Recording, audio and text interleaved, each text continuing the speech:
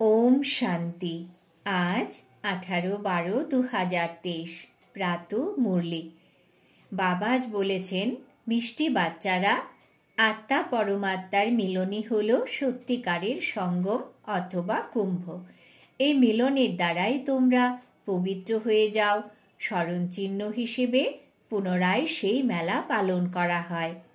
আজকের প্রশ্ন, বাচ্চারা, তোমাদের কোন বিষয়ে অনেক অনেক বিচক্ষণতা চাই? উত্তর, জ্ঞানের যে সংবেদনশীল কথাগুলো রয়েছে সেগুলোকে বোঝার জন্য বিচক্ষণতা চাই। যুক্তির দ্বারা জ্ঞান মার্গ এবং ভক্তি মার্গকে প্রমাণ করতে হবে। এমন করে বোঝাতে হবে যেমন করে ইঁদুর ফুঁ দেয় আবার দংশনও করে। সেইভাবেই সার্ভিসের যুক্তি রচনা করতে হবে। কুম্ভ মেলায় প্রদর্শনী করে অনেক আত্মাদের কল্যাণ করতে হবে। পতিত থেকে পবিত্র হওয়ার যুক্তি বলে দিতে হবে। আজকের গীত এই পাপের দুনিয়া থেকে। ওম শান্তি। বাবা বসে বাচ্চাদেরকে বুঝিয়ে থাকেন যে পাপের দুনিয়াকে কলিযুগীয় পতিত ভ্রষ্টাচারী দুনিয়া বলা হয়ে থাকে, আর পুণ্যের দুনিয়াকে সত্যযুগীয় পবিত্র শ্রেষ্ঠাচারী দুনিয়া বলা হয়। পরমাত্মায় এসে পুণ্যাত্মা, পবিত্র আত্মা এবং পুণ্য দুনিয়া রচনা করেন। মানুষ ডাকে পতিত পাবন বাবাকে, কারণ স্বয়ং পবিত্র নয়। যদি মনে করে পতিত পাবনই হল গঙ্গা বা ত্রিবেণী, তাহলে ডাকে কেন যে পতিত পাবন এসো? গঙ্গা আর ত্রিবেণী তো আছেই, ওগুলো থাকতেও ডাকতে থাকে। বুদ্ধি তারপরেও পরমাত্মার দিকে চলে যায়। পরমপিতা পরমাত্মা, যিনি হলেন জ্ঞানের সাগর, ওনাকে আসতে হবে। কেবল আত্মা নয়, উপরন্তু পবিত্র জীবাত্মা বলা হবে। এখন পবিত্র জীবাত্মা তো কেউ নেই। পতিত পাবন বাবা আসেনি তখন যখন সত্যযুগীয় পবিত্র দুনিয়ার স্থাপনা করতে হবে আর কলিযুগীয় দুনিয়ার বিনাশ করতে হবে। অবশ্যই সঙ্গম যুগেই আসবেন। সঙ্গমকে কুম্ভ বলা হয়। ত্রিবেণীর সঙ্গম, তার নাম রাখা হয়েছে কুম্ভ। বলা হয়ে থাকে তিনটি নদী পরস্পর মিলিত হয়, বাস্তবে হল দুটি নদী। বলে থাকে যে তৃতীয় নদীটি হল গুপ্ত। তাহলে কি এই কুম্ভের মেলায় পতিত থেকে পবিত্র হবে? পতিত পাবনকে তো অবশ্যই আসতে হবে। জ্ঞানের সাগর হলেন তিনি। পতিত দুনিয়াকে পবিত্র করা, কলিযুগকে সত্যযুগে পরিণত করা, এ তো পরমপিতা পরমাত্মারই কাজ, নাকি মানুষের? এসব হলো অন্ধবিশ্বাস। এখন অন্ধদের লাঠি চাই। তোমরা এখন লাঠি হয়েছ পুরুষার্থের নম্বরের ক্রমানুসারে। লাঠিও নানা ধরনের হয়ে থাকে। কোনো লাঠি 100 টাকার, আর কোনোটি 2 টাকাতেও পাওয়া যায়। এখানেও সবকিছু নম্বরের অনুক্রমে রয়েছে। কেউ কেউ তো অনেক সার্ভিস করে। যখন অসুখ করে তখন সার্জেনকে ডাকতে হয়। এখন এই হলো পতিত দুনিয়া। তোমরা পবিত্র হতে চলেছ। বলা হয়ে থাকে আত্মা পরমাত্মা পৃথক রয়েছে বহুকাল ধরে। তারপর যখন পরমপিতা পরমাত্মা অনেক আত্মাদের মধ্যে আসেন, তখন তাকে বলা হয়ে থাকে সঙ্গমের কুম্ভ। মানুষ কুম্ভের মেলায় গিয়ে অনেক দান করে থাকে। তাতে উপার্জন হবে সাধু সন্তদের আর গভর্নমেন্টের। এখানে তোমাদের তন মন ধন সহ সব কিছু দান করে দিতে হয় পতিত পাবন বাবাকে। তিনি আবার ভবিষ্যতে তোমাদের স্বর্গের মালিক করে দেন। ওরা নাম করে ত্রিবেণীর আর দান দিয়ে থাকে সাধু সন্তদের। বাস্তবে সঙ্গম তাকে বলা হবে, যেখানে সমস্ত নদীগুলো এসে সাগরে মিলিত হয়। সেখানে সাগর তো নেই, এখানে তো নদীগুলো পরস্পরের সঙ্গে মিলিত হয়। নদী এবং সাগরের মিলনকে সত্যিকারের মেলা বলা হয়ে থাকে। কিন্তু এও ড্রামায় নির্ধারিত করা আছে। এতে গভর্নমেন্টেরও রেল, মোটর গাড়ি, জমি জমা ইত্যাদি থেকে অনেক উপার্জন হয়। তাহলে এই মেলা বসে উপার্জন করার জন্য। এসবের কথাগুলোকে তোমরা জাজ করতে পারো, কারণ তোমরা ঈশ্বরীয় মতে রয়েছ। তাহলে কুম্ভ মেলার অর্থ বেরোনো উচিত। বাবা রচনা দেন, যারা সেন্সিবল বাচ্চা তাদের তুলে নেওয়া উচিত। নাম্বার 1 সব থেকে সেন্সিবল হলেন মাম্মা, তারপর দ্বিতীয় হলেন সঞ্জয়, যাকে আবার বন্টন করার জন্য পর্চা তৈরি করতে হবে। এই ত্রিবেণী পতিত পাবন নয়। পতিত পাবন তো হলেন সকলের সদ্গতিদাতা একমাত্র শিব বাবা। ত্রিবেণীকে তো সদ্গতিদাতা বলবে না। এই নদীগুলো তো রয়েছেই, আসার কথা নেই। গেয়ে থাকে পতিত পাবন এসো, এসে পবিত্র করো। তাহলে এই পর্চা বেরোনো উচিত। ভাই বোন ভাইয়েরা, পতিত পাবন জ্ঞানের সাগর হলেন পরমপিতা পরমাত্মা, নাকি এই নদীগুলো? এরা সর্বদাই আছে। পরমাত্মাকে ডাকা হয়ে থাকে আসার জন্য। বাস্তবে পতিত পাবন তো হলেন একমাত্র পরমাত্মা। আত্মারা এবং পরমাত্মা পৃথক রয়েছে বহুকাল। সেই সদ্গুরু এসে সকলের সদ্গতি প্রদান করে ফিরিয়ে নিয়ে যান। জ্ঞান স্নান তো বাস্তবে পরমপিতা পরমাত্মার থেকেই করা উচিত। পবিত্র দুনিয়ার স্থাপনা পরমপিতা করিয়ে থাকেন। তোমরা তা জানো না। ভারত যখন শ্রেষ্টাচারী ছিল, তখন সেখানে দেহী অভিমানী দেবতারা থাকতেন। তাকে শিবালয় বলা হয়। এখন কুম্ভে গিয়ে বাচ্চাদের প্রদর্শনী করা উচিত, বোঝানোর জন্য। বোঝাতে হবে যে পতিত পাবন হলেন একমাত্র বাবা। তিনি বলেন, আমি আসি তখন যখন পতিত থেকে পবিত্র করতে হয়। তাহলে প্রতিজ্ঞা করতে হবে। রাখি বন্ধন ভগবানের সঙ্গে সম্বন্ধ করায়, নাকি সাধু সন্তের সঙ্গে? প্রতিজ্ঞা পরমপিতা পরমাত্মার সঙ্গে, নাকি ত্রিবেণীর সঙ্গে? হে পিতা, আমরা তোমার শ্রীমত অনুসারে পবিত্র হওয়ার জন্য প্রতিজ্ঞা করি। বাবাও বলেন, আমি তোমাদের পবিত্র দুনিয়ার মালিক করে দেব। এ হলো বাবার ইশারা। এখানে সেবাধারী অতি তীক্ষ্ণ চায়। চিত্র আরও তৈরি করতে হবে। এর জন্য ভালো প্রদর্শনীর স্থান নিতে হবে। তোমাদের শত্রু অনেক হবে। যে কোনো সময় আগুন লাগাতেও দেরি করবে না। কারোর ঝগড়া করতে হবে তো কেউ গালাগাল দিতে লেগে পড়বে। তোমাদের তো নিরহংকারী হয়ে সাইলেন্সে থাকতে হবে।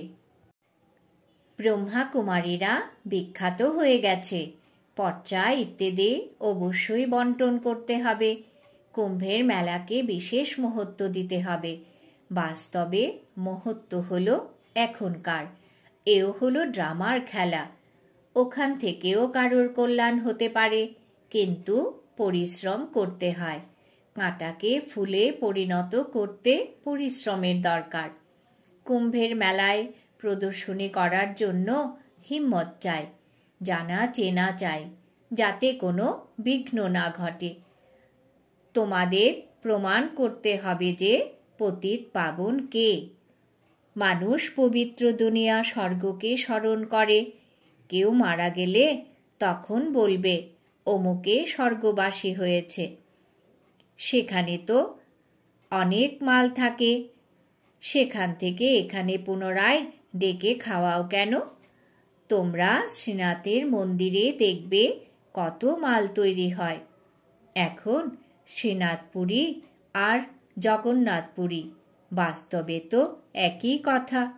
কিন্তু ওখানে শ্রীনাথ দ্বারিকায় দেখবে যে অনেক বৈভব রয়েছে, আর জগন্নাথপুরীতে কেবল সাধারণ চালের ভোগ নিবেদন করা হয়।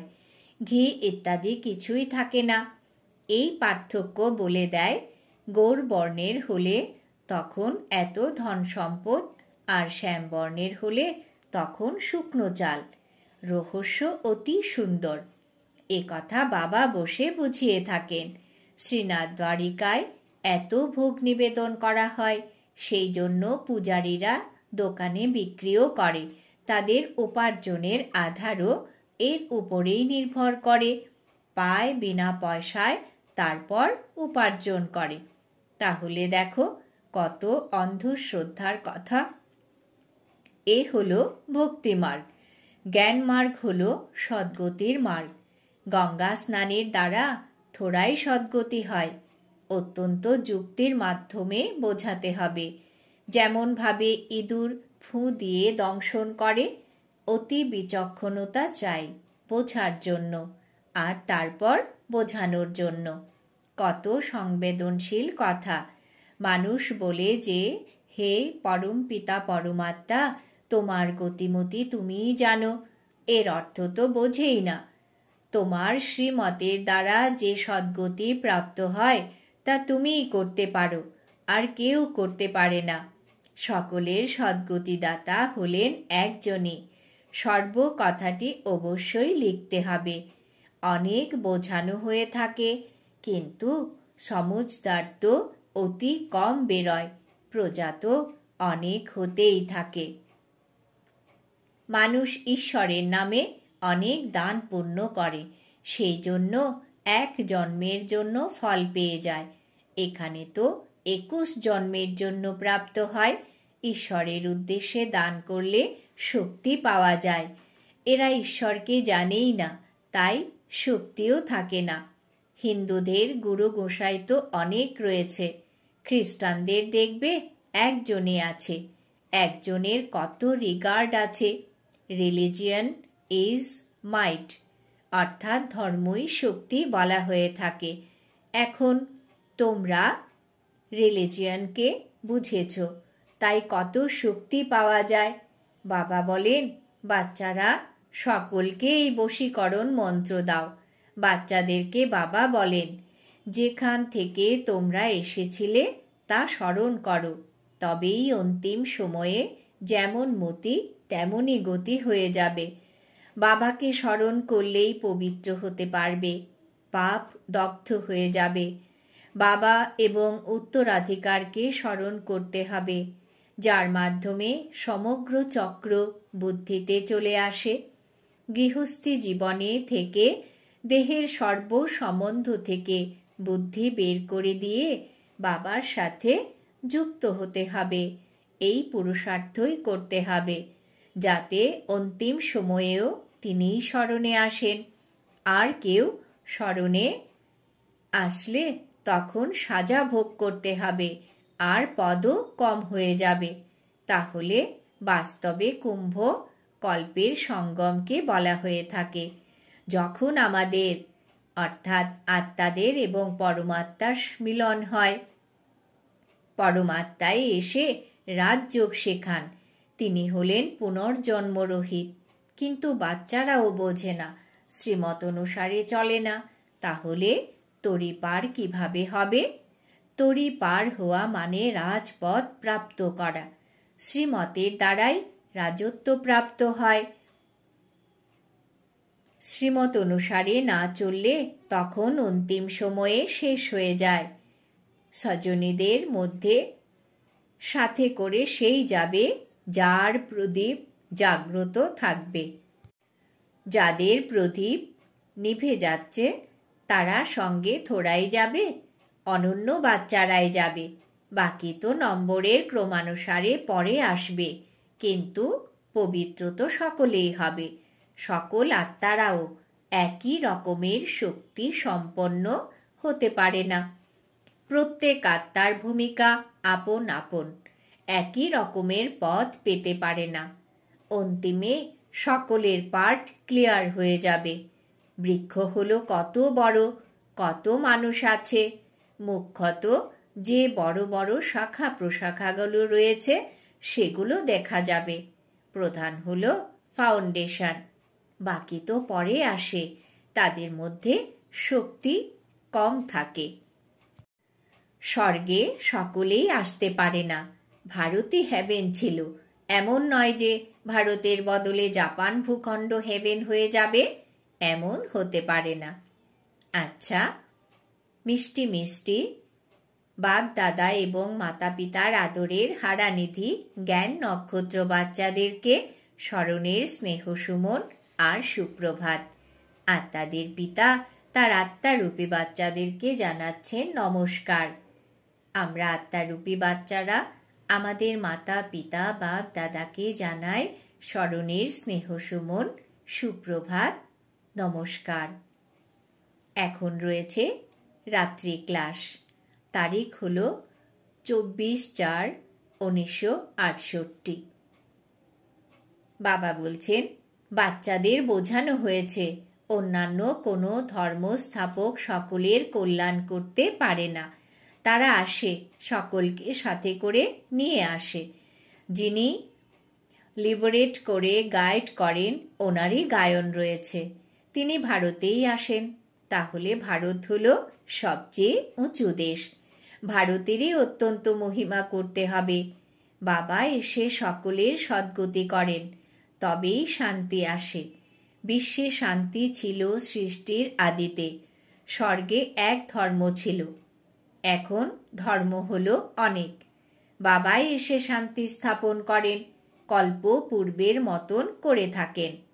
বাচ্চারা, তোমরা জ্ঞান পেয়েছ, সেই জন্য বিচার সাগর মন্থন চলতে থাকে। আর তো কারোর চলে না, এও তোমরা বোঝো। দেহ অভিমানের কারণে দেহেরই পূজা করে থাকে। আত্মা পুনর্জন্ম তো অবশ্যই এখানেই নেবে, তাই না? এখন তোমরা বোঝো। পবিত্র তো হলেন একজনই, বাবাই গুপ্ত জ্ঞান দিয়ে থাকেন, যার দ্বারা সকলের সদ্গতি হয়ে যায়। এছাড়া হনুমান বা গণেশ ইত্যাদির মতন কোনো কিছু হয় না। এই সব কিছুকে বলা হয়ে থাকে পূজারী। আচ্ছা, আত্মারূপে বাচ্চাদের প্রতি আত্মাদের বাবা ও দাদার স্মরণের স্নেহ সুমন শুভরাত্রি। আত্মারূপী বাচ্চাদেরকে আত্মারূপী বাবার নমস্কার। আমাদের অতি প্রিয় বাবাকেও আমাদের অনেক অনেক নমস্কার। ধারণার জন্য মুখ্য সার। 1 নম্বর, শাস্তি ভোগের থেকে রক্ষা পাওয়ার জন্য দেহের সকল সম্বন্ধের থেকে বুদ্ধিযোগ বের করে একমাত্র বাবার সাথে বুদ্ধিযোগ জুড়ে দিতে হবে। অন্তিম সময়ে বাবা ব্যতীত কেউ যেন স্মরণে না আসে। 2 নম্বর, নিরহংকারী হয়ে সাইলেন্সে থেকে কাঁটা থেকে ফুলে পরিণত করার পরিশ্রম করতে হবে। শ্রীমত অনুসারে অন্ধের লাঠি হতে হবে, পবিত্র হয়ে পবিত্র বানাতে হবে। বরদান। বাবা আজ বরদান দিয়েছেন, সমর্থ সংকল্পের দ্বারা জমার খাতা বৃদ্ধিকারী হলি হংস ভব। সমর্থ সংকল্পের দ্বারা জমার খাতা বৃদ্ধিকারী হলি হংস ভব। ব্যাখ্যা: যেমনভাবে হংস কাঁকড় আর রত্নকে আলাদা করে, তেমনি তোমরাও হলে হলি হংস, অর্থাৎ সমর্থ এবং ব্যর্থের পরোপকারী। যেমন হংস কখনো কাঁকড়কে তুলতে অর্থাৎ ভোজন করতে পারে না, আলাদা করে রেখে দেয়, ফেলে দেয়, গ্রহণ করে না, তেমনি তোমরা হলি হংসরাও ব্যর্থকে ত্যাগ করে সমর্থ সংকল্পকে ধারণ করো। ব্যর্থ তো অনেক সময় ধরে শুনেছ, বলেছ এবং করেছ, কিন্তু তার ফলে সব কিছু হারিয়েছ। এখন হারিয়ে ফেলা নয়, তোমরা হলে জমার খাতা বৃদ্ধি প্রাপ্তকারী। স্লোগান: নিজেকে ঈশ্বরীয় মর্যাদার কঙ্কণে বেঁধে নাও, তাহলেই সর্ববন্ধন সমাপ্ত হয়ে যাবে। নিজেকে ঈশ্বরীয় মর্যাদার কঙ্কণে বেঁধে নাও, তাহলেই সর্ববন্ধন সমাপ্ত হয়ে যাবে। আজকের সমান আমি হলি হংস আত্মা। ওম শান্তি।